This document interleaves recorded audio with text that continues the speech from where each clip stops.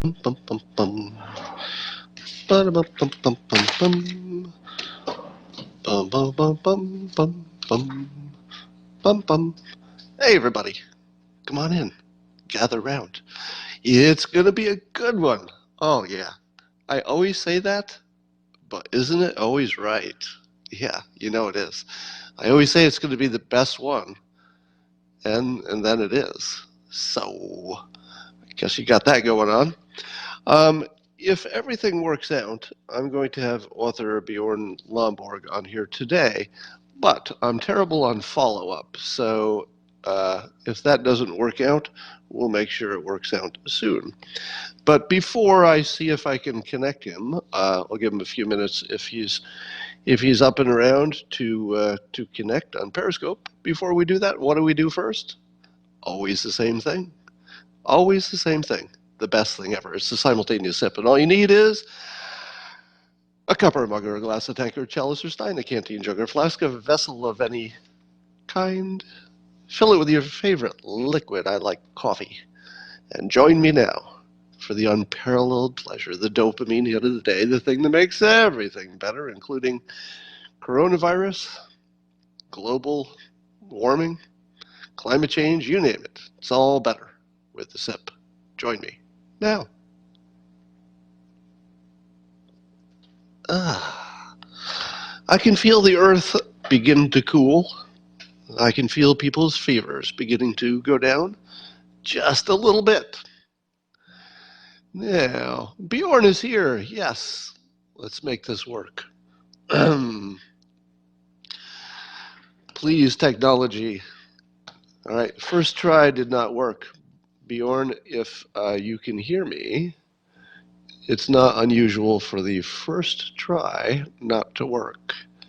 So make sure that you're on a mobile device, such as your smartphone. I think you're back. Let's try again. All right. Bjorn, please work. Oh, the technology is not working. I never know what the problem is when it doesn't work on the first few tries, but we'll get this. Watch this. Bum, bum, bum, bum. I'm going to make this work. So I can see him continuing to try to connect. Hey, Bjorn, are you there? I can hear you. Success. Wonderful. Bjorn Lomborg, you are the author of False Alarm, this excellent book that I'm holding up right now. And can I describe you as the president of the Copenhagen Consensus think tank? Would that be You kind of certainly fair? can. Yes. And I'm looking at your Twitter profile in which you say that involves smart solutions through economic prioritization, which is, Exactly. you're talking my language now, Bjorn. And this is your new book, False Alarm. When is this out? Is this out now? This was out from yesterday, so Yesterday. just fresh off the press. All right. And your topic of primary concern, at least in terms of this book, is climate change, correct? Yes. And before I start asking you some questions, I have to tell you that you and I have a weird thing in common that you don't know about. And correct me if this is wrong, but I think I have a pretty good memory of this. The first time I ever saw you was on an appearance on Bill Maher's show. Do you remember the first time you were on his show? It was actually my second time. I remember that I contacted you afterwards. Okay. Yeah. No. Yeah. And the thing I remembered was that you put Bill Maher into cognitive dissonance because, of course, he's a big climate change doomer. And he normally the doomers are talking to scientists, not business people who are looking at both the costs and the benefits and know how to project things into the future, as people like you do. And you completely destroyed his worldview to the point where the only thing he could do was act like you didn't just say something. It was the damnedest thing. I was watching and I said, "What just happened here?"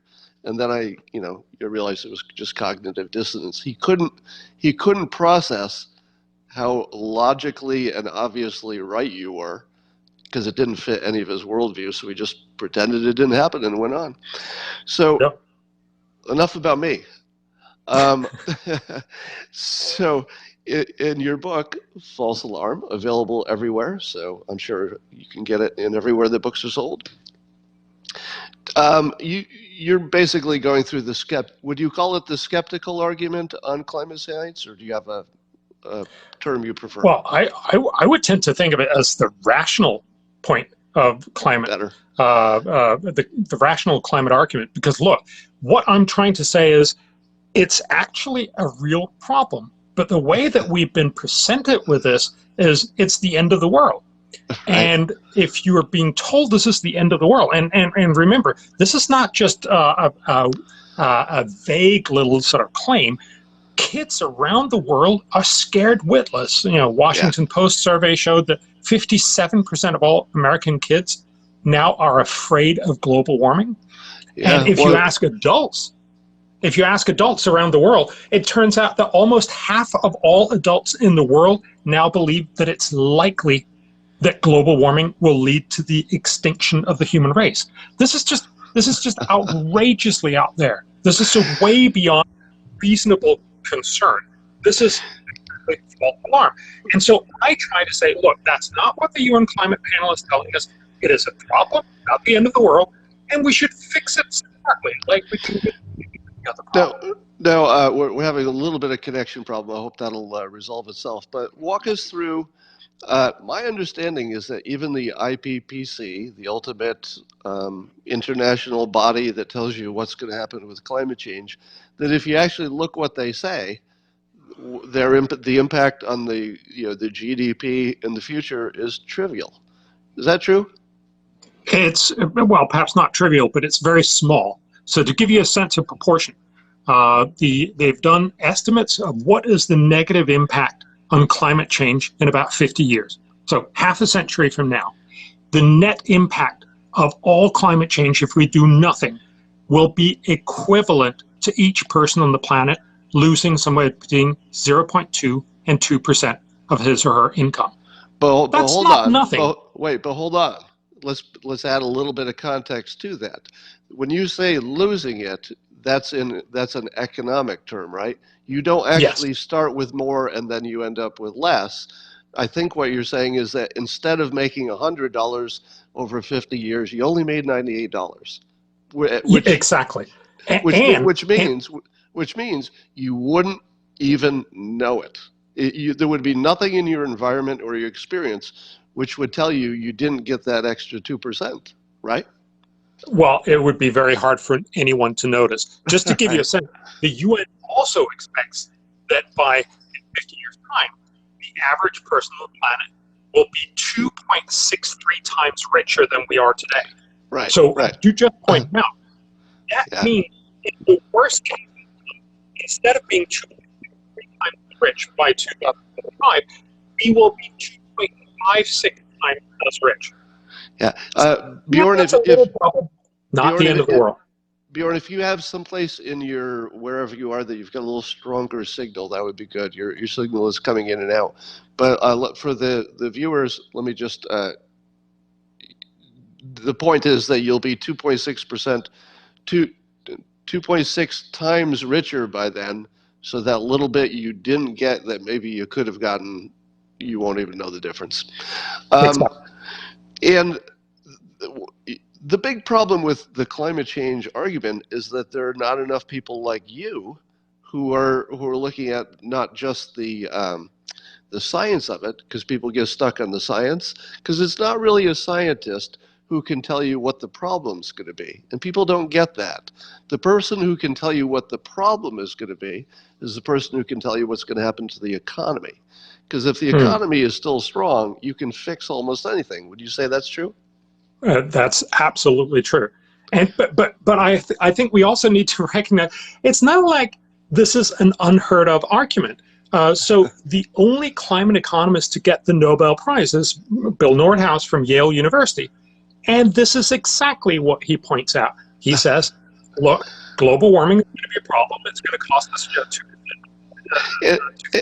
Yeah, and by the way, as far as I know, I've never heard a scientist argue with what you say, because you're sort of a slightly different domain than science. But I don't think scientists say you're wrong, do they?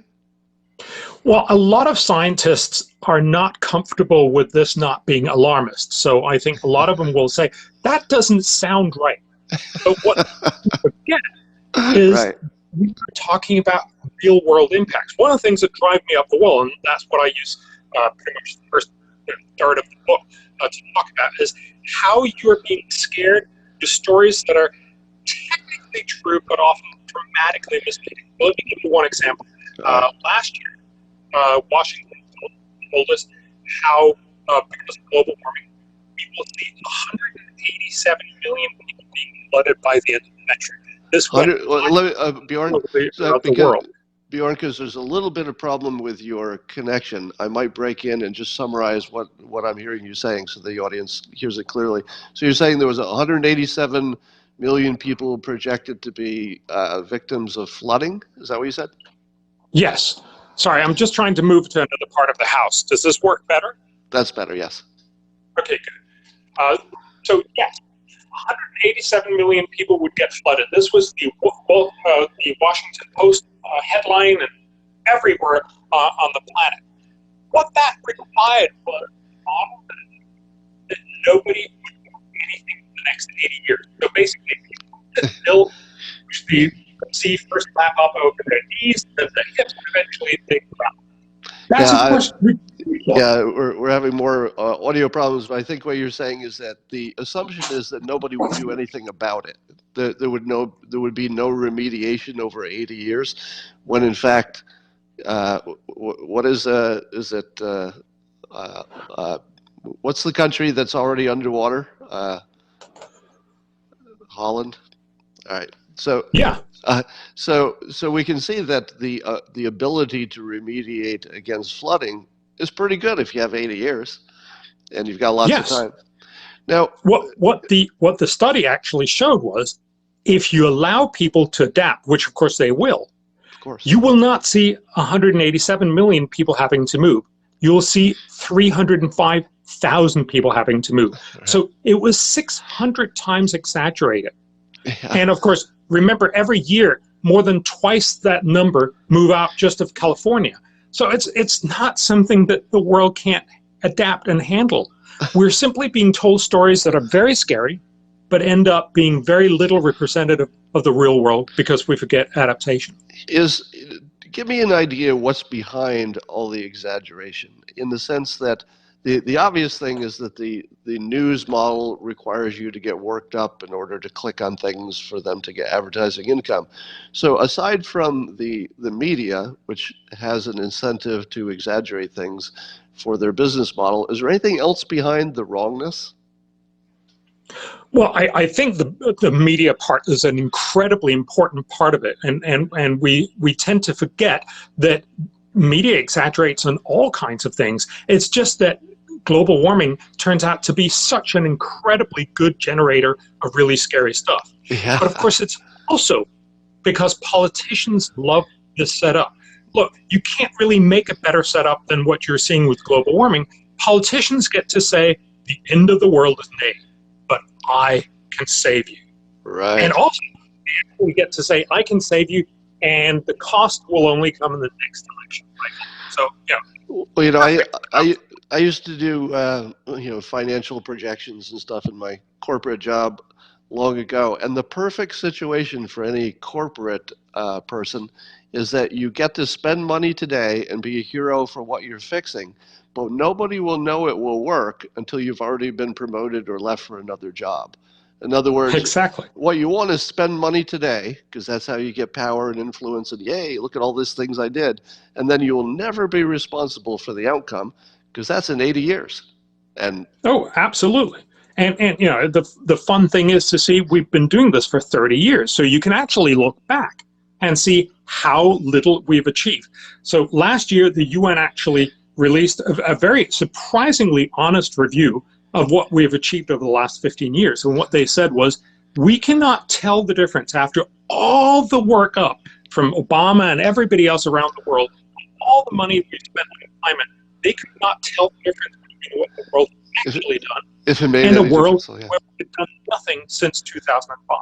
You know, isn't there, this feels like a subset of a problem that is plaguing basically every big public decision, which is our data is undependable and the people who are analyzing the data are not qualified. It feels like it's everything from coronavirus to you name it. It just seems to be the same problem. The data's bad and we don't know how to look at it anyway. I'll probably analyze it slightly differently, because I think we spent in the order of $50 billion on climate research. So it's not like we don't have a lot of good data. I think there is a lot of organizations that want to convince you this is the end of the world, because then they can get you to support really, really expensive policies. And I think we as taxpayers need to fight back and say, look, I'm happy to spend money on solving real problems that'll actually have dramatic impact to better the world in the future. But I'm not just going to spend my money to do almost no good and waste most of it. Right. And what do you think of, if you had a moment to look at, I don't know if you follow American politics enough, but Joe Biden's $2 trillion plan, which I had to dig really hard. I had to look through multiple articles to find out if nuclear energy was even part of it. So 2 trillion, and the most of the coverage didn't even mention nuclear energy.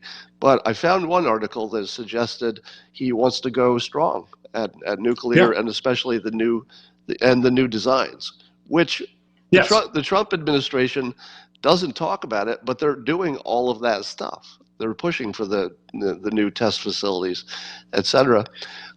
Is that a productive way to go? Is nuclear on your good list? Nuclear is definitely one of the solutions that we could envision for global warming. I think the big problem about nuclear is that right now, nuclear is much more expensive than most other power sources. That's why we need a lot more research and development into the fourth generation nuclear power plants. So, for instance, Bill Gates and many others are spending lots of resources to get that next generation that's going to be safer, cheaper, and also much more dependable. If we can do that, that'd be amazing.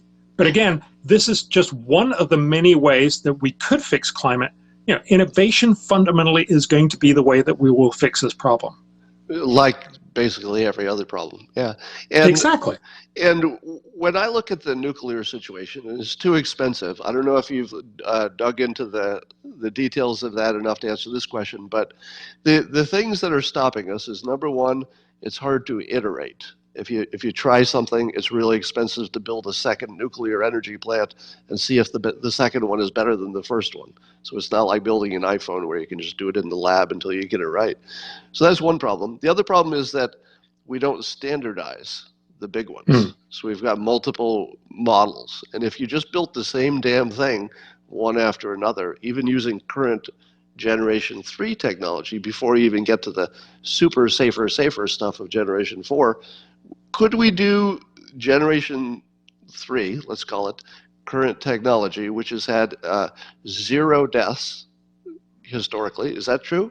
0 deaths from... It's a very, very, very low death, yeah. I think it's 0, actually, depending on how you count it.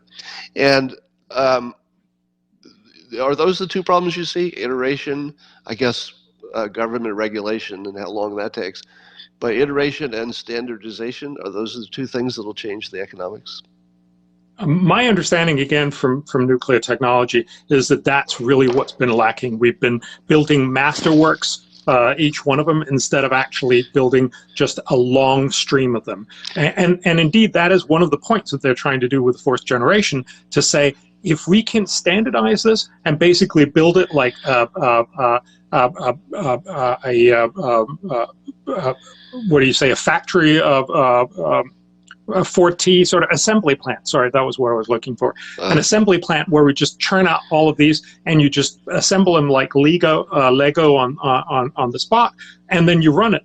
That will be enormously much cheaper. But again, it requires a lot of research and development because we're not there. When you look at the new power plants that are nuclear power plants that have been built around the world, they end up being fantastically expensive. And one of the reasons, as you just pointed out, is because there's all this regulation. And I just find it's going to be very hard to imagine that that regulation will go away. Yeah, and the secondary problem I understand is that if the nuclear power plant are these one-offs, then you don't have something that you can export to other countries. And if you're not the, let's say, the big brother of the smaller nuclear program in the smaller country, then somebody else is going to be. And that could be China or Russia. So simply by not having a robust nuclear energy program in this country, we're giving up influence over a lot of the planet. But worse, when you go to space, it's going to be nuclear power. And if you don't own space, you might as well just give up, because whoever owns space owns the planet. That's the end of it. That's my opinion. No, but I think the fundamental point here and the insight is to recognize that unless we get cheap green energy, we're just not going to switch over, because you're not going to convince most people around the planet to say, all right, I'll get the same power slightly less effectively, slightly less dependably, and much, much more expensively. That's just not a selling point, except for a few percent for people who are very, very engaged in climate. Yeah. And so the reality is we need to invest a lot more into green energy research and development to do that. And actually, to his credit, that is part of Biden's plan. So, at least there's a lot of things in Biden's plan, and a lot of them I think are going to be waste of money, but that actually turns out to be a really good idea. Yeah. And there's also a weird thing that I can't get over, which is the people who are most concerned about climate change. They tend to be focused on the political left. I don't think that they understand how racist it is, because that's their other biggest issue. Let's reduce racism. But if you say to the developing countries, you can't use what we used to get here because it's too polluting, then are you basically just telling all the brown people that they can't have what white people have now? It's like, oh, no. We got here this way by using oil and coal, but you can't do that. You're going to have to wait. Why don't you just wait, and we'll find something clean for you. We don't know how long it'll take, but until then, you'll have to starve. Would you mind waiting? It's the most frickin' racist thing you've ever heard. There's no Black Lives Matter thing. This is on a level, literally, with slavery in terms of how prejudicial it is against people of other colors. It's massively destructive, and yet the same group are in favor of both of those things. And we see this all the time. We're basically telling poor countries, no, you can't have coal power because it is going to make global warming worse, which is true. But of course, that coal power is also going to make that country much, much richer. So we worked together with the Bangladeshi government to look at what would it take to put in extra coal-fired power plants. It would dramatically increase life quality in Bangladesh. It would make the average person in Bangladesh about 16% richer in just but create global warming problems. But just to give you a sense of proportion, for every $100 you produce for Bangladeshi, you create 20 cents of climate problem. Yeah, but we're having we're having little audio problems again. So let me just do one more topic here, and then we'll let you get to the rest of your day. I'm sure with a new book out, you've got a lot to do this week. My guess is.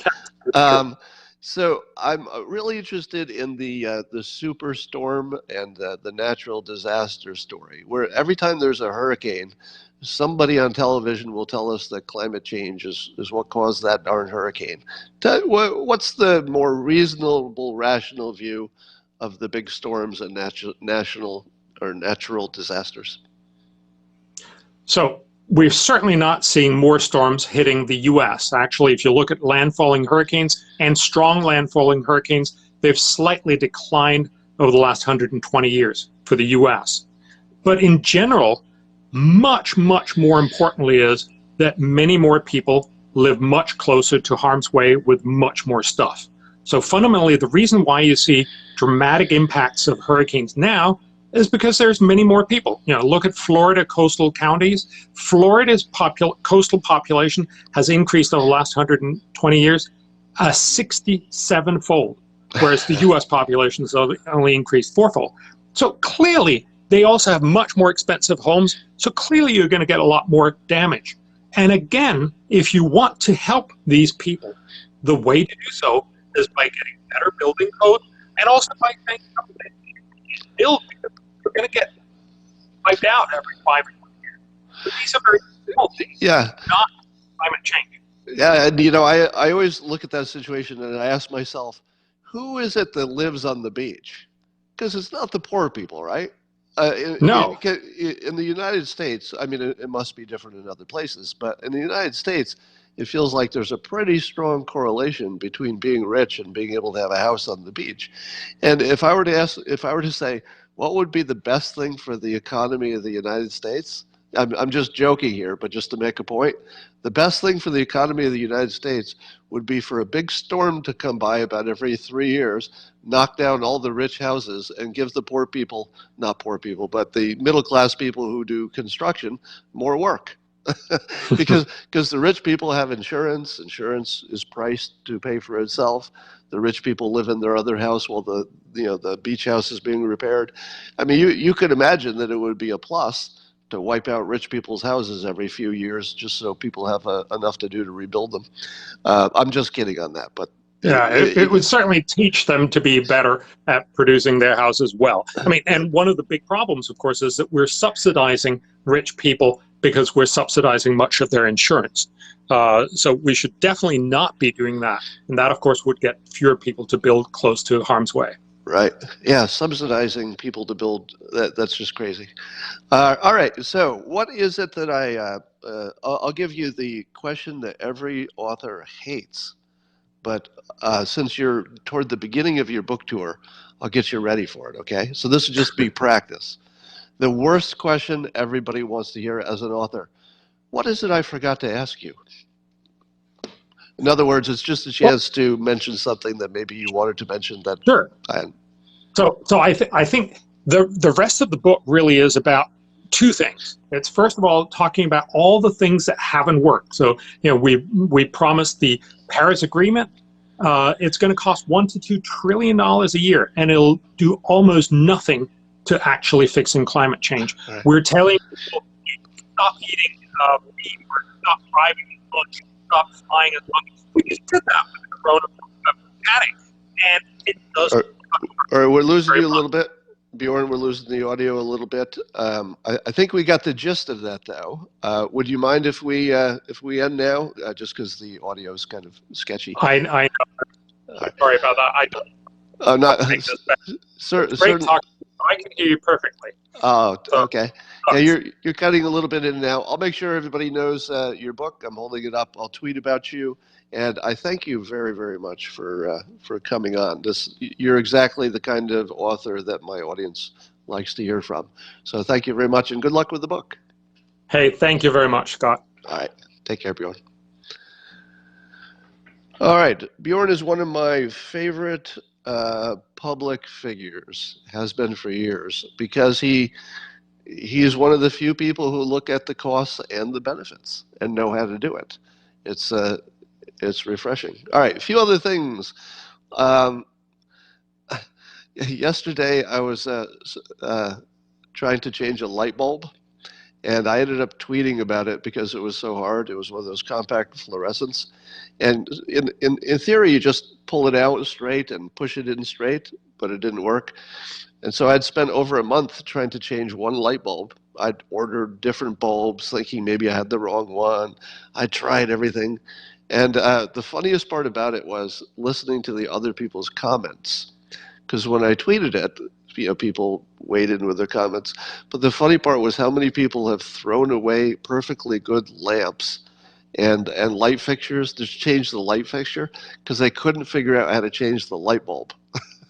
Now, if you've never tried to change a compact fluorescent light bulb, you don't know how hard it is. And again, let me explain. This is the entire process.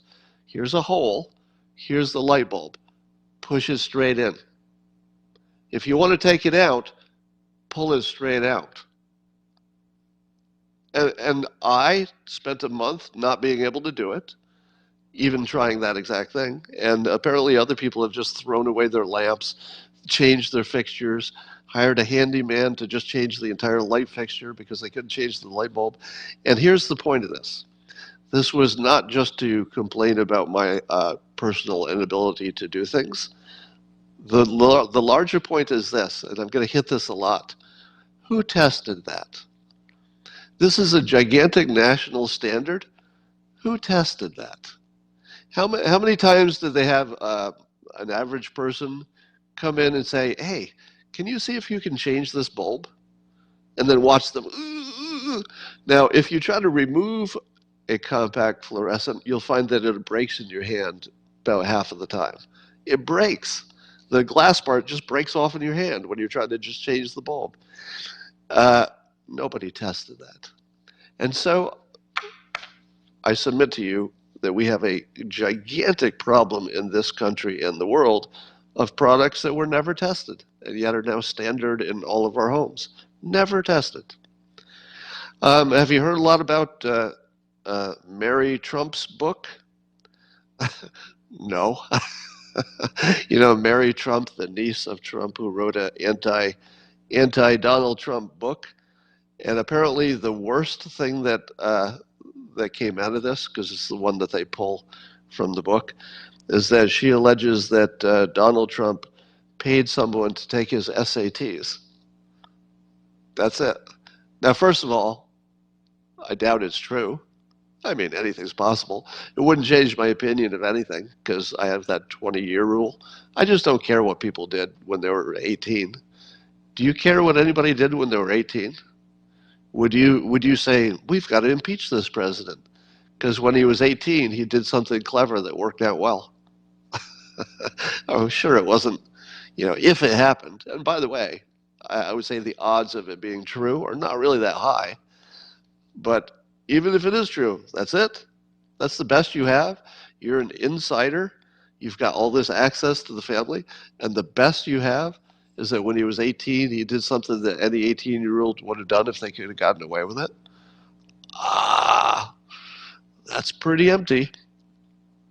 Apparently, Kanye is out. He's out of the race. But here's what's interesting. He actually did try to get on the ballots. So there is documented evidence that he put real money into trying to get on the ballots. So he was serious. Some of you wondered if he was serious, but I think that's been answered. He was serious. Now, what do you make of the fact that he was in the race for less than 2 weeks?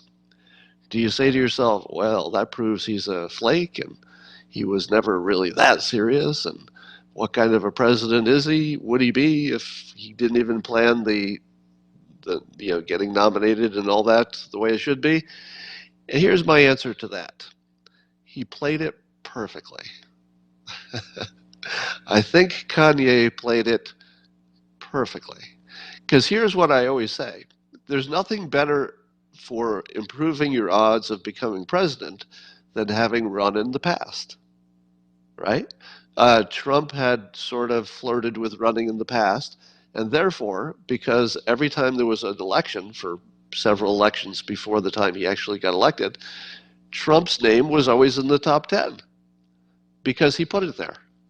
Trump put his name in the top 10 for every future election by simply making noise but not going very far in initial attempts or initial flirtations with running, initial talking about running, etc.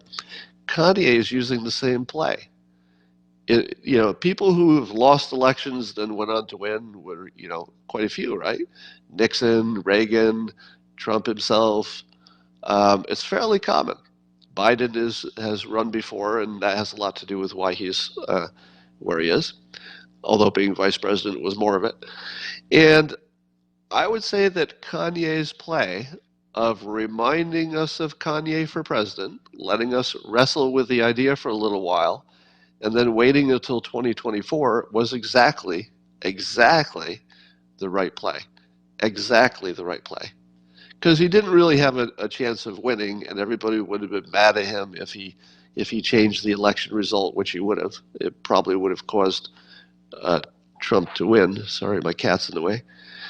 So I don't think he could have played that better, honestly. The get in and get out in 2020. If I could have advised him, and I didn't, by the way, but if I could have advised him on the best way to play this, I would have said this. I would have said, flirt with it, get in there, get some noise, but really you're getting ready for 2024. Perfect. I am entering a voluntary coronavirus quarantine starting today, I believe, which is not because I have coronavirus, as far as I know. I do have a test scheduled, but it's not because I may or may not have coronavirus. It's because I have some minor surgery scheduled. So the current process, in case you didn't know, for getting a surgery in this environment, and by the way, I expect the surgery to get canceled. It's in 2 weeks, and I expect it to get canceled because of capacity. But at the moment it's scheduled, and that means that I have to quarantine for 2 weeks, and that means no Christina, right? I mean, I'm talking about the serious kind of quarantine. So that starts today. I might get a little squirrely, and I might do some evening podcasts just because I'll be here all alone for 2 weeks. Now, the process is they'd like you to quarantine yourself for 2 weeks before surgery, but 1 week before surgery, I'll have the actual test. That takes about 2 days to get a result. So something like, 5 days before surgery, I'll have presumably a negative test, and then I will go into my surgery. I think they test again just before you go into surgery, but I'm not sure. All right. There's a lot else going on today. I always talk about Stephen Collinson, who's an opinion person for CNN, and I've started to think of him as Triumph the insult dog. So Triumph the insult dog was on what's his name? Tall redheaded guy. You know the shit. You know the thing. Oh my God! I just turned into Joe Biden. You know the thing. Tall redhead. Night show. Give me the name. Why the hell am I blanking on his name? You know it is. All right. And he writes that this is a president who has tremendously failed to beat back the virus and has long since stopped trying to lead the country out of the darkness. He's saying that the president has failed to beat back the virus and he's stopped trying to lead the country out of the darkness. Now, here's my question for CNN, because they have a lot of commentary about the president doing everything wrong. Here's my question. Yeah, Conan O'Brien, thank you. Okay, I don't feel bad that I can't remember a person named Conan, because that's not exactly Bob. All right. And here's my question for CNN. What is it that the president should have done differently? Whoever asked that question. If the president is doing everything wrong, and as Triumph the insult dog, Stephen Collinson says, that he's stopped trying to lead us out of the darkness and he's failed to beat back the virus, what exactly should he have done differently? Because all of the decisions about closing and opening are local, right? The president, I think, did all the things that a president could do. He closed international travel from China and Europe. So those are things the president can do. He made sure that we had enough ventilators, something a president could do. And he, did, I think, a good job, or the country did, or somebody did, in getting the PPE and the protective stuff, although we may be running out soon because of the new stuff. What exactly is it that the president should have been doing? Should he have followed the experts' advice? Well, if he'd followed the experts' advice, he wouldn't have done the things that were right.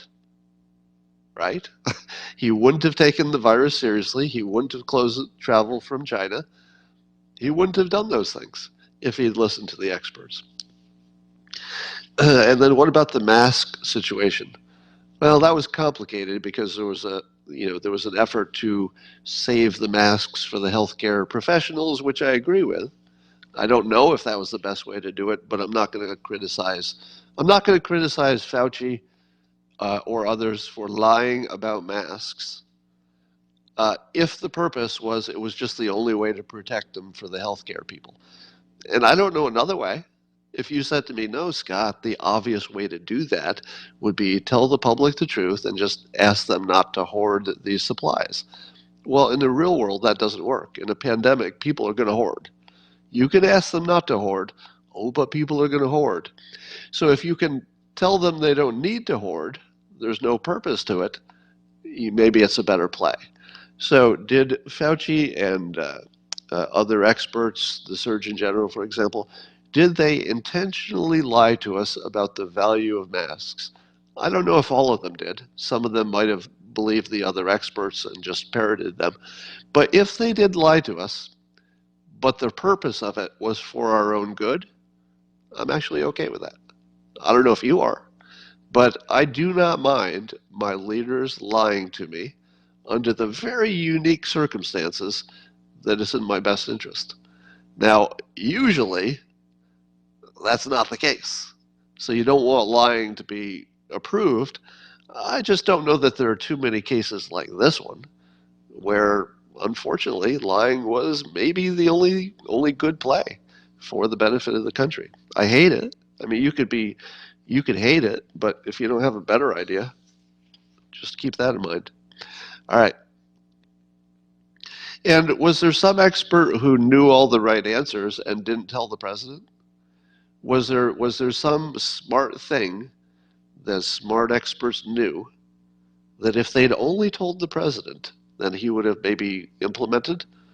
I haven't heard of any. Have you? So when they say the president is failing, don't you have to ask yourself, at what? Are not other countries also having problems? And is the president to blame for what happened with nursing homes? Not really. Now, where you could have room for disagreement would be the president advocating going back to school at the same time that others would say that's a bad idea because it will increase infections. I am solidly on the president's side on going back to school. But here's the thing. We live in a world where you're not allowed to tell the truth in public. But I can. Watch this. I'm going to tell the truth in public. Ask me and ask yourself if you've ever heard this. Going back to school will kill teachers and it will kill kids. I'm in favor of it. Okay? That's the first honest opinion you've ever heard in public. Going back to school will kill teachers, some of them, will kill some students, probably not too many as a percentage, will spread the infection, will kill grandma when the kid comes home. All of that's going to happen, and it's almost certainly better than the alternatives because we don't have a better alternative. We just don't. So I think our best play is to do the best we can of protecting the teachers, etc. Here's my suggestion. I understand that teachers are far less enthusiastic about opening schools than parents are. Big surprise, right? Who is surprised that the teachers, many of them older, many of them susceptible, who is surprised that they wouldn't want to go to work in a crowd, even with some social distancing? It's kids, so they're not going to be that disciplined. Who would be surprised that a teacher doesn't want to go back to that environment? You shouldn't be too surprised, all right? And I don't think that we should abuse one professional class, teachers, who did not sign up for danger duty, all right? People who decided to be teachers did not wake up one day and say, I think I'd like to be on the front line of a dangerous situation. No. I have a different opinion about the military and about healthcare professionals because they did sign up for that. They did say, I am going to intentionally put myself into infectious and or dangerous situations. This is the career I choose. There's a bigger benefit. I take the risk. If that's what we were talking about, I'd say, all right, we'll send the kids back to school and you've signed up for it. But teachers did not sign up for that risk. It is completely unreasonable, completely unfair for the rest of the public to try to force them back to work into a situation that at least half of them think is too dangerous, given the costs and the benefits. Here's what I would suggest as a workaround. Are you ready? The benefit of a teacher in the room as opposed to remote teaching is that it's just first of all, it's a way to get the kids out of the house so the parents can go to work. So there's certainly a child, watching process that you need a physical school for. Secondly, you need to hand out things and discipline people and say, stop doing that, etc. Here is my hybrid solution. That the teacher only appears remotely if they prefer. Let's say the older teachers don't want to take the risk. They can appear on a television remotely to their class. But you would have a much younger person, let's say a college age type person, who is the in-class manager, if you will. So let's put a name on it, because they're not teaching. The young person who's the physical presence and the authority in the room would simply be a manager of the situation. But the teaching would still come from the teacher, who would be in a big old TV screen right in front of the class. They could still hear the teacher could still see the class, and anything physical that needed to be done could be done by the younger, less risky, person who's sitting in. Now, or how about, let me give you another suggestion. Let's say you build separate entrances and exits and bathrooms for teachers. So you have a situation where the teacher is just behind plexiglass the whole time, just behind plexiglass. And you never actually or physically could touch a teacher. You couldn't even get close to them if you wanted to, because the teacher's in the front of the class, and there's just a big plexiglass thing here. They couldn't get there if they wanted to. Now, you don't need plexiglass if you have enough space from the first row of desks to the teacher. I mean, it could be just a fence so that nobody gets close. But you could probably figure ways around it. Now, one of the things I heard is that it's impossible to open up the schools with social distancing. In other words, the desks being 6 feet apart, there's just not enough physical space. I would challenge that assumption, because I would think that in an emergency situation, you would use all of the space. You might not use the gym for gym class, because maybe it's too dangerous to have an inside gym class anyway. So you might use some of the gym floor, you might use some of the cafeteria floor, and while it's warm, you make people eat outdoors. You probably want to do that anyway. So probably you could get pretty close. Now, some students might want to still stay home, and they could just tune in digitally just like anybody else.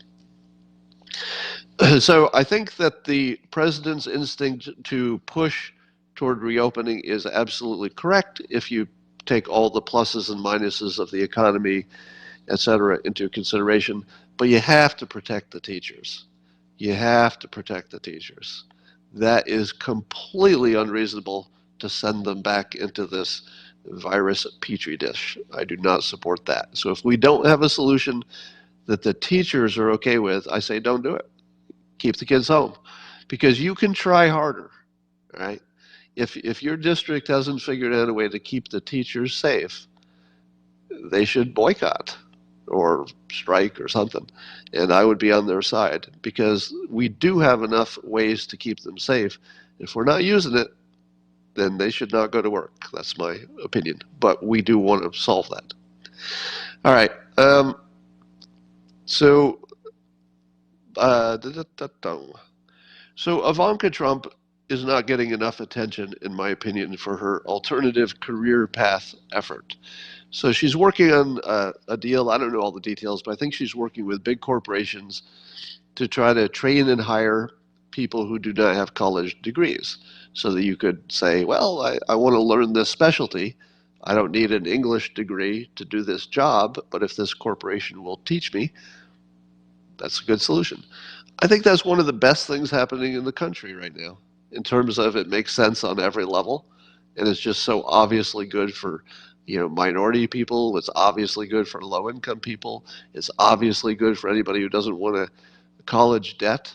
This is just one of the best things that's happening in the country, and it gets this little bit of coverage, and then people mock it because it's Ivanka, right? I mean, it's a crazy world when the best things are ignored. Joe Biden had one of the most classic gaffes I've ever heard, and this one he didn't even stop to correct it. And he said in a sentence, "We have to get our kids back to school," and then he said in the same sentence, "We have to get our kids to market swiftly." We have to get our kids to market swiftly. And he didn't even stop to correct it. He just went on. What? What? Are you kidding? Are you kidding? So just add that to the list. Now, again, I remind you that the hilarious thing to me is watching Democrats act like there's nothing wrong with Biden. I don't see it. Yeah, he misspeaks now and then, but nothing wrong. Of course, the larger context is the Wayfair rumors. Are you aware of those? All right, the most ridiculous fake news, or fake, I guess it's a rumor, it's not news. The actual news people are not covering this because it's not true, which is strange for the news business. Usually they cover things whether they're true or not. But in this case, I would agree with them not covering it. And the rumor on the internet is that the big company Wayfair that sells furniture, it's a gigantic entity, has been secretly using the pages of their website to sell children instead of products. Okay, I could stop there and you'd say, okay, that doesn't sound true. And you'd be right, because Wayfair is not really selling children. But people have these fake pages, and they've got their argument because it uses children's names on the products and has a price that doesn't make sense. And I don't know if they're photoshopped or mistakes or what. But what I can tell you with complete confidence, Wayfair is not selling children. They're not selling your children. But in the context of these Wayfair rumors, which are all over the internet, and again, I say it, Wayfair isn't doing anything. None of that's true. It's ridiculous. All right. Now, if I'm wrong on this, you should never listen to me again. Okay. If I'm wrong about this Wayfair thing being ridiculously stupid and not true, if it turns out I'm wrong, never listen to me again. That's your deal. You have permission to never listen to me again. But I'm pretty confident about that one. I've decided that nonfiction writers are the most dangerous people in the world because they don't know what they don't know, but they think they know a lot. And so the more I see writers writing stuff and they don't know what they're talking about, they are seriously leading the world in the wrong place. If you saw my Bjorn Lomborg conversation just now, you know that the information that you and I receive about climate change is from writers, mostly, because I don't talk to scientists too much. I just read what is written. So really, I'm reading the opinion and the framing from a writer. And it's so dangerously bad and unable to look at costs and benefits and incapable of analyzing anything. I want to give you an example of that. Well, yeah, okay. I got a good example of that coming up. It's in a Bloomberg opinion piece. There's a thread on it today that I tweeted. But listen to this one sentence by an actual professional writer who gets paid by Bloomberg. Or actually, I don't know if it's an opinion piece. Do they get paid? I don't know their business model, but it's an opinion piece in Bloomberg, and it said this. And this is one comment in a larger piece about all the rich people complaining about cancel culture. So this is a piece in favor of cancel culture. So we could stop right there. You don't even need to know what the writer said. If they're writing in favor of cancel culture, maybe you shouldn't listen to them. But let me read this ridiculous sentence. Quote, could it be that increasingly diverse voices and rich conversations are a threat to their free speech? And she's talking about the rich people who wrote there was some 30-some people who signed a document against cancel culture. So that's the context. Could it be that increasingly diverse voices and rich conversations are a threat to their free speech? Or more accurately, the prerogative, I hate that word, the prerogative of famous and powerful people to speak at length on all sorts of things without interruption or disagreement. So this writer is asking the question, if there's really a problem with cancel culture, is this really a bad thing, all you rich famous writers? Or are you just complaining about it to get more space for your own ridiculous comments without any counter comments? Now, I'm not even going to tell you what's wrong with this opinion because it's so stupid I don't need to, right? I'm pretty sure that the people railing against cancel culture do not have a secret agenda of silencing the rich and diverse voices and conversations. I'm pretty sure that 0 people have ever had that thought in their head. 0. 0 people on the whole planet. 7 billion plus people. Not one person has ever had the thought, because it's a stupid one, that this writer has assigned it to them. Could it be that they don't like diverse voices and rich conversations? No, it could not be that. And this is someone who's paid. Bloomberg actually prints this stuff. Amazing. Amazing. Speaking of writers, writer Bari Weiss, Bari, B-A-R-I, a woman's name in this case. Bari was, until recently, she just quit, a staff writer and editor for the New York Times. And she describes herself as a centrist. And in the world of New York Times, a centrist means far right. That's my own framing, not anything that anybody else said. And although she does call herself a centrist, but that means that she has some, I would say, as a centrist would be somebody who has a little bit of appreciation or empathy for the opinions on the right, may not share them all, but would have a little bit more appreciation for them, but also for the left, without necessarily agreeing with them all. So that's my understanding of a centrist. Somebody who's a little bit open to both sides, but doesn't necessarily agree with either side on all things. She quit because she said that it was just an unfriendly place to work, and that because she was not as left as the other people, I'm paraphrasing, this is not her words, that she was basically, it was just such a toxic environment that she just had to get out of there.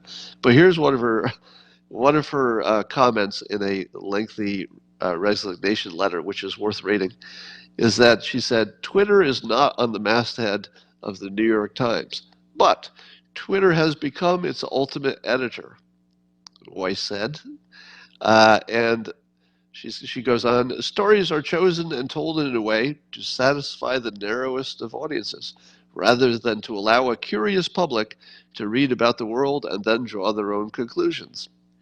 And she says, I was always taught that journalists were charged with writing the first rough draft of history. Now history itself is one more ephemeral thing molded to fit the needs of a predetermined narrative. Well, Barry, the first thing you got wrong is to assume that history was ever objectively written by anybody. History is not objective. History is written by the winners and whoever gets to write about it. So she was wrong on that, but I love this framing of in this case, the New York Times, the most, let's say, prestigious of all news organizations, we might say, that even they, according to this insider who just quit, are basically just parroting Twitter. Now, who is the first person who told you that influential people on social media are actually the new government? I did. right?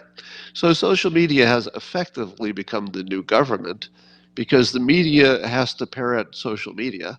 I don't know if they have to, but their business model sort of influences them in that direction. And and once the social media and the media have formed an opinion, the politicians fall in line.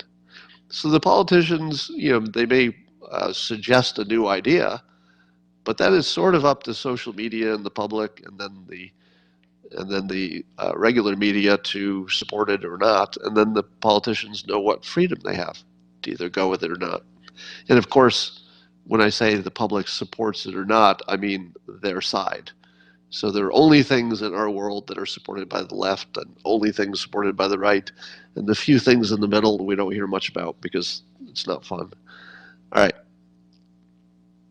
Here's some more cancellations. Viacom CBS decided to can, what's his name, Nick Cannon, because they allege he made anti-Semitic comments in his podcast. And here's the funny thing about it. When I read the comments that he made, I didn't hear the details. Maybe it's worse if you hear the full thing. But just the surface reporting of the things he said, I don't know. It just sounded like an opinion to me.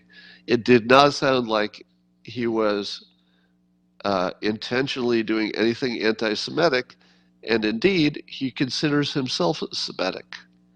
In other words, and even he said this, how can I be anti-Semitic when the whole thing I was saying was that I'm Semitic? So you can't be anti-yourself.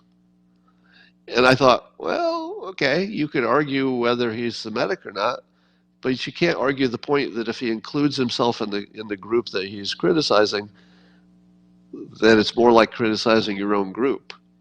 It's a weird hybrid, because who is it that gets to say that Nick Cannon is or is not Semitic?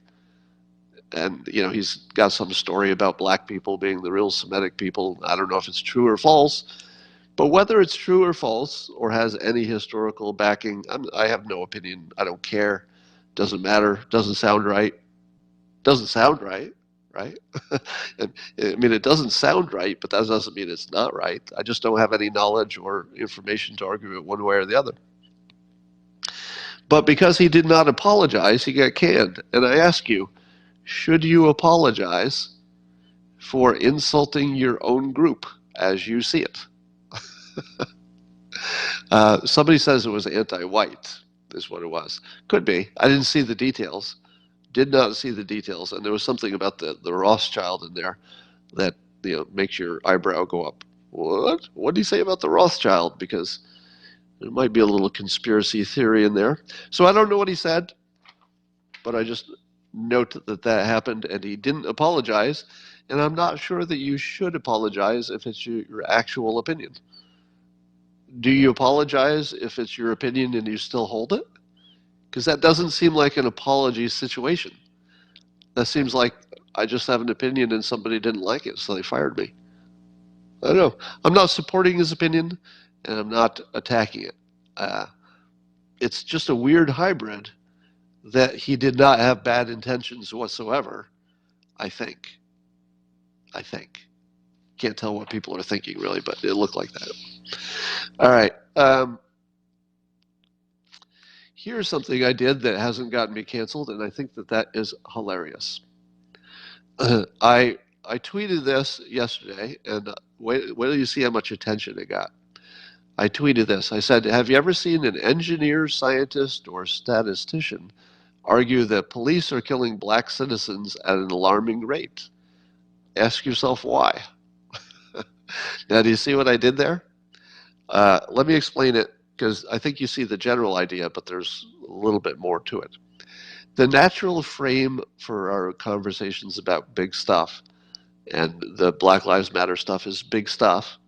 Our natural frame is either the left versus the right, or maybe black versus white, or black versus non-black. But our natural inclination is to just put things in this group versus that group, which is terribly unproductive and also makes you stupid, because you're not really using reason. You're just saying, well, what team am I on? So I guess I support the team. But what I did was reframe that. Instead of thinking of it as black versus non-black or left versus right, how about people who know how to look at data versus people who don't? How about that? That's my frame. People who are trained to understand data and to analyze it versus people who don't. And so I put this on here, and you would think that I would get canceled immediately for this. But unlike Nick Cannon, I think people are afraid of me, meaning afraid to give attention to this point of view. Because,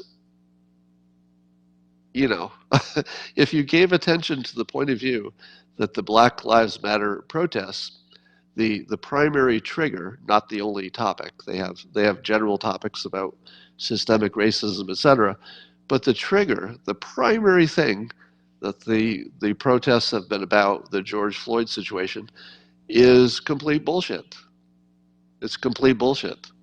And I gave myself enough freedom by setting the groundwork in the things that I've done up to this point that I might be the only person in the world who can say that out loud. Do you know anybody else who's saying this? That the Black Lives Matter, the trigger of it, I'm not saying racism doesn't exist. I'm not talking about the larger questions. That's another topic. But just the question of police killing black people at an oversized, alarming amount, it just isn't true. Now, when I changed the frame to why is it that you don't hear any engineers, scientists, or statisticians being on the same side as the Black Lives Matter protest, the reason is these are all the groups that know how to look at data. And there's a very simple data analysis mistake which caused all of these protests. And it's this. They looked at the percentage of black people killed versus the percentage of white people killed by police. And that's just a data analysis error. Because when you look at the percentage of black people killed by police, you're not really looking at police violence against black people. What you've done is you've accidentally studied how many black people commit crimes, or how many black people live in a neighborhood that's a high crime neighborhood. You've accidentally looked at the wrong thing, because police are stopping black citizens at a higher rate. Why? Well, most of it because it's the neighborhood they live in is higher crime, and certainly there's it's a separate issue of whether too many black people are being stopped and frisked. The stop and frisk part is, I think, its own topic. But the correct way to look at it is in the total number of stops, police encounters, what percentage of them, either the black people who were stopped or killed, versus the percentage of white people killed when they were stopped by police. Now that would be the correct way to look at the data, and when you do, there's not much difference. In fact, white people are killed a little bit more often, but not statistically. So the entire protests are built on this weird little lie that can only be supported so long as you never have in the news an engineer, a statistician, an economist, or what's the third thing? A scientist. Somebody who actually knows how to look at data.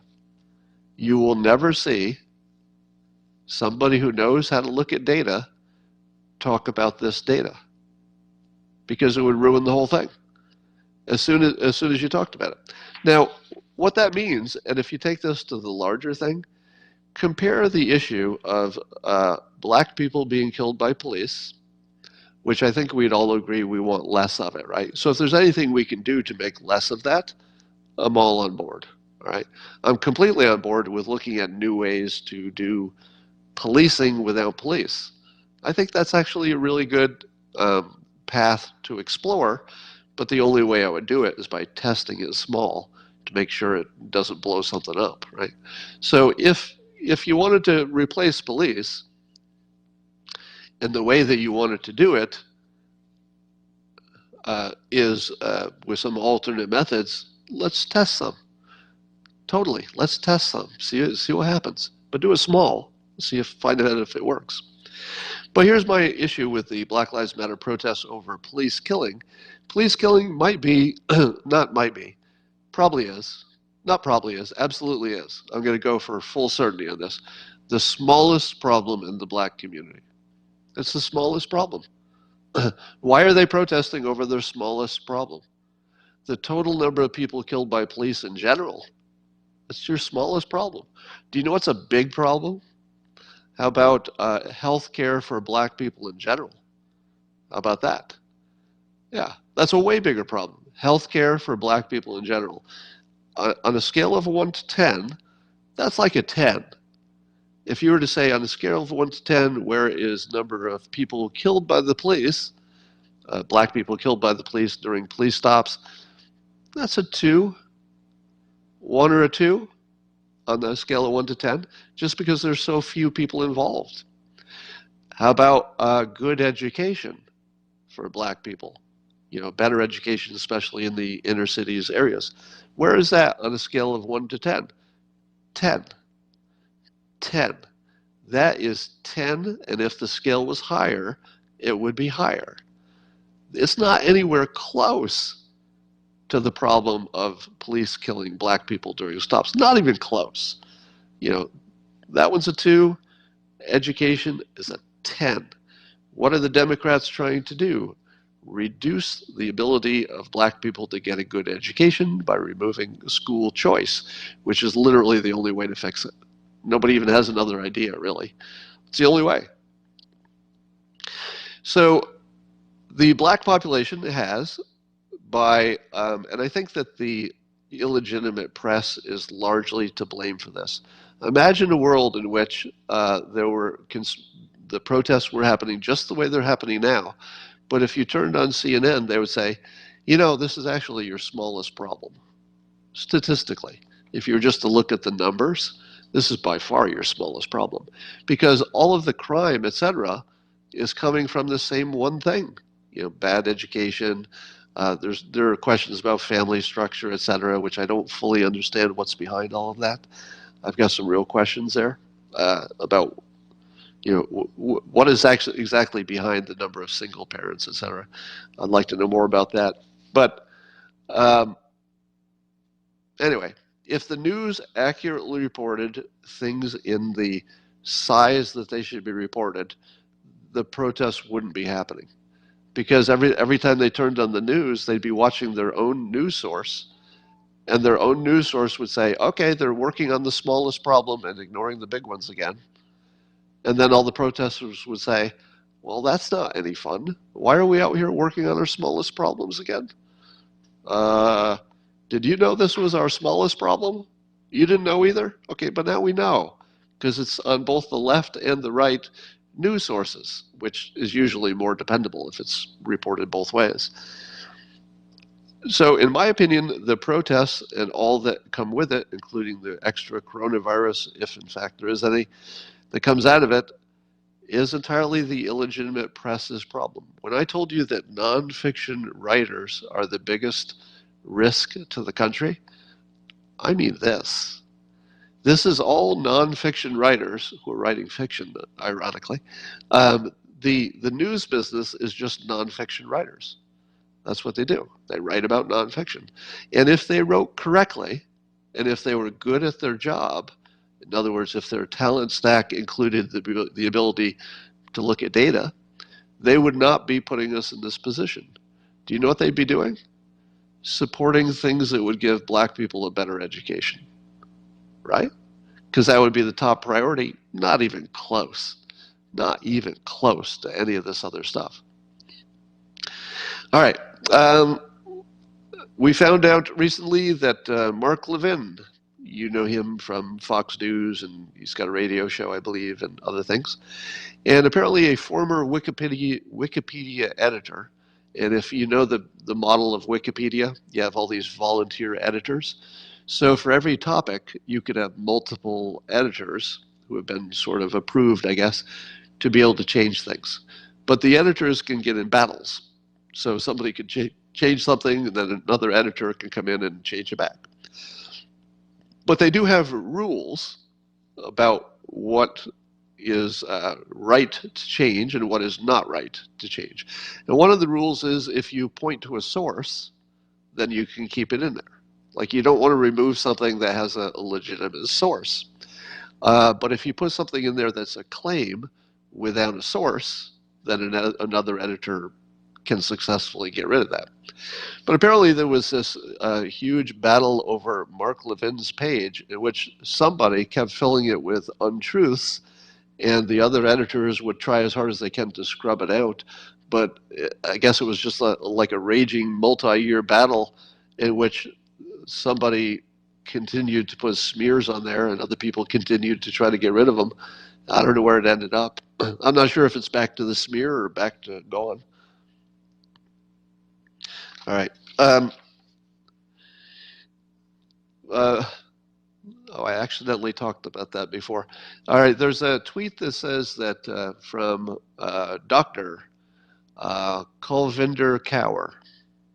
So Dr. Kaur, I think I'm pronouncing it right, K-A-U-R, tweeted that there are 53 plus published hydroxychloroquine studies for COVID-19 showing strong efficacy as a prophylaxis and as treatment in early COVID.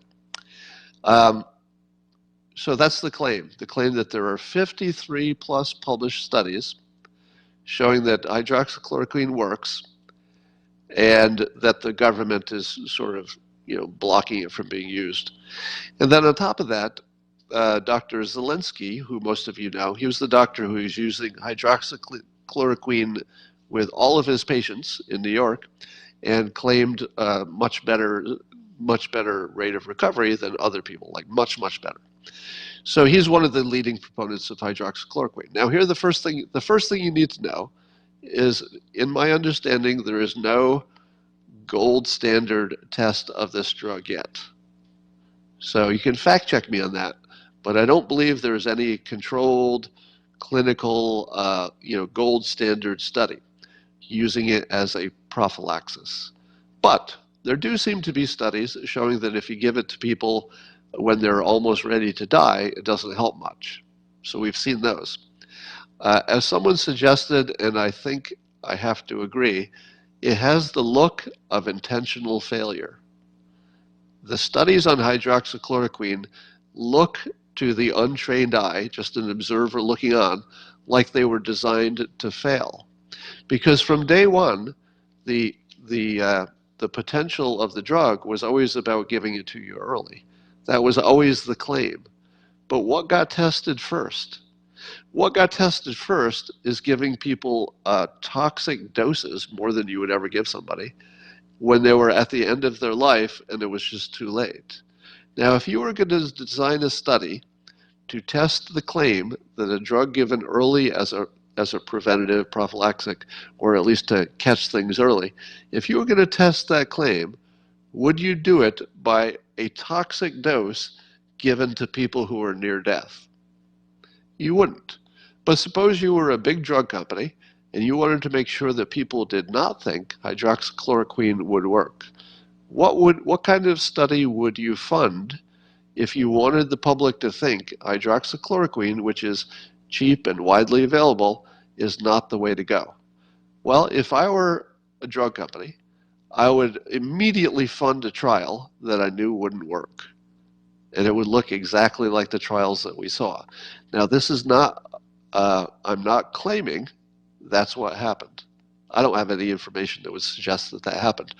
But I'm saying that if you're looking at it from the outside and you're even a little bit objective, it looks like, doesn't mean it happened, looks like it was designed to get you the wrong result. I know what a trial would look like if somebody's trying to get an accurate, good, useful result, and it's the opposite of that, right? Yeah, I'm seeing in the comments that you say it sounds like that's exactly what happened. We can't say that's what happened, but we can say it looks exactly like it. So, but I want to make a comment on Zelensky as well. He tweeted out recently some data showing the different outcomes, the death rates for various countries, and he had them sorted by whether they used hydroxychloroquine early or they didn't. Now, at the bottom of the list was the United States, where it is not commonly used early. It's only used too late. And the death rate was very high. And then the one at the top of the list, they were using it early, and the death rate was very, very low compared to the United States. Not even close. I mean, way, way difference.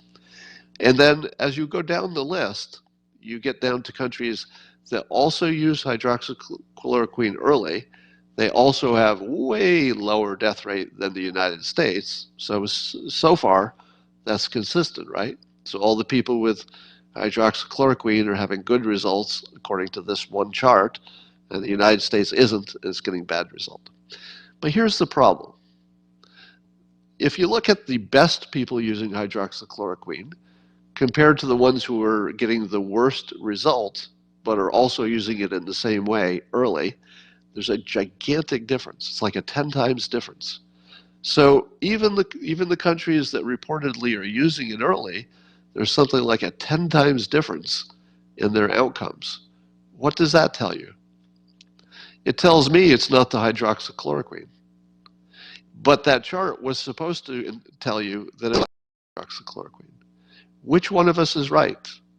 So Dr. Zelensky obviously knows more about all of this than I do, but the chart that he presented to make his case, to me, because I spend more time looking at data, I used to do it for a living, I've got an economics background, etc. But when I look at the data that he presented, it says to me it's not the hydroxychloroquine. It says that if you can have a 10 times difference using it, there's something else going on. There's probably something that some of these countries have in common beyond that. So that doesn't mean it doesn't work. I'm just saying that I'm not convinced. And I'm going to stick with my 30% chance it's a game changer, which is a strong chance. 30% is a pretty solid chance, but it's less than half. All right. So I'm still on the side that if we were to do a controlled clinical style, a gold standard scientific test, that there's a 2 to 1 chance you won't find it works. All right? But a 30% chance you will. Now, if it turns out that it works, will you say that I was wrong? You should not, because you should remember that I just put odds on it. And if something goes the 30% way versus the 60-something% way, it doesn't mean I'm right or wrong, because the only thing I could be right or wrong about was assigning the percentages. And I've given room for it to go either way. All right. I've talked too much. I've gone too long. So I think I'll end it here. Somebody says, you messing up, bro. About what? Yeah, I see in your comments you're asking about whether zinc is included or not included. I've seen lots of contradictory studies. I've seen studies that say it's not the zinc. I've seen studies that say it is the zinc. I've seen studies that say, no, it's not the zinc, it's the azithromycin. And so there are studies that have both zinc and azithromycin and hydroxychloroquine. And then you say, well, that worked, but was it the azithromycin that some people say is the active ingredient, or was it the zinc, or was it the combination of the two, or the combination of the three? Those are all the things we don't know, and it's a lot. All right, and I will talk to you tomorrow.